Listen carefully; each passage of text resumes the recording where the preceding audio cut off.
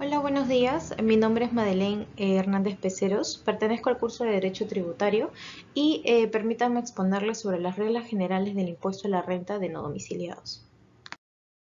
Iniciemos con dos conceptos básicos que son el domicilio y la fuente. Eh, el domicilio está regulado en el artículo 6 de la Ley del Impuesto a la Renta, mientras que la fuente la podemos ver en el artículo 9 y 10 de la Ley del Impuesto a la Renta. Para el domicilio lo importante es el lugar físico de tanto de la persona jurídica como de la persona natural, es decir, su lugar de residencia o habitual donde se ubica o realiza sus operaciones. En el caso de la fuente, también aplica un criterio de territorialidad, pero también tiene la particularidad de precisar dónde se efectúa la realización económica de los servicios y la utilización económica de estos, como más adelante lo vamos a poder ver. La jurisdicción tributaria de un Estado se puede ejercer en base a dos puntos de conexión. Tenemos el punto de conexión subjetiva y el punto de conexión objetiva.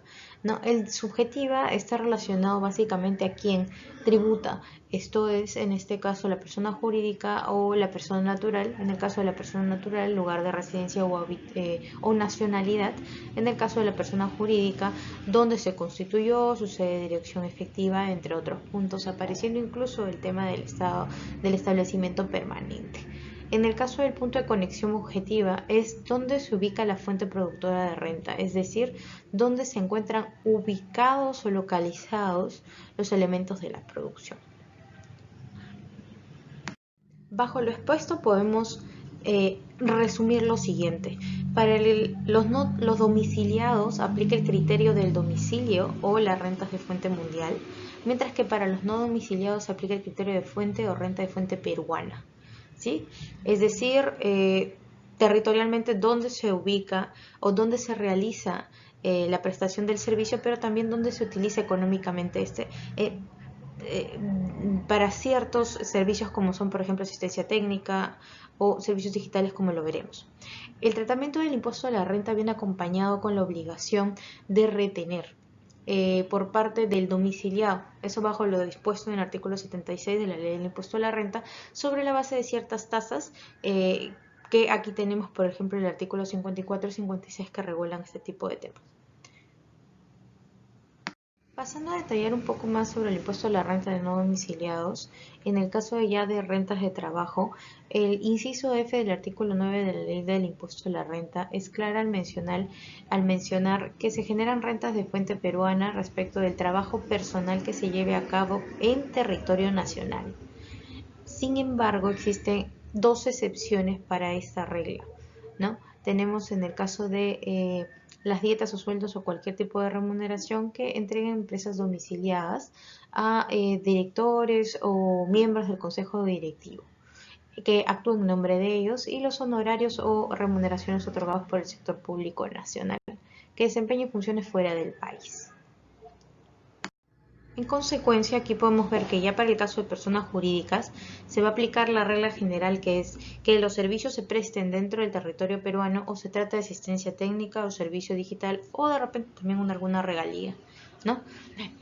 Para ello podemos ver el literal E del artículo 9 de la Ley del Impuesto a la Renta, que habla de servicios empresariales realizados dentro del territorio nacional, considerados como aquellos que generan renta de fuente peruana. Tal y como mencioné, tenemos dos servicios particulares que son la asistencia técnica y el servicio digital, con 15 y 30% de tasas de retención. Ambos servicios, aun cuando no se presten en el país, están sujetos a retención con estas tasas por el tema de la utilización económica. Lo principal en la asistencia técnica es que se traten de servicios independientes con conocimientos no patentables aplicados a la producción de la empresa, mientras que en el caso de servicios digitales debe prestarse por internet sin automatizados, sin intervención humana y que no sean aplicables sin uso de la tecnología.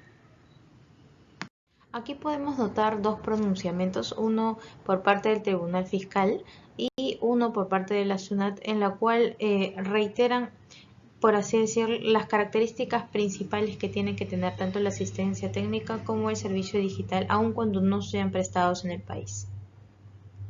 cuanto a una norma financiera aplicable, podemos decir que no existe. Sin embargo, actualmente, para poder realizar la retención de operaciones con no domiciliados a partir del 1 de enero del 2019 con el Decreto Legislativo 1369, esto ya no se aplica con el registro contable, sino más bien con el pago, es decir, aplica el criterio del percibido. En conclusión, podemos decir que los domiciliados tributan por sus rentas de fuente mundial, mientras que los no domiciliados por sus rentas de fuente peruana.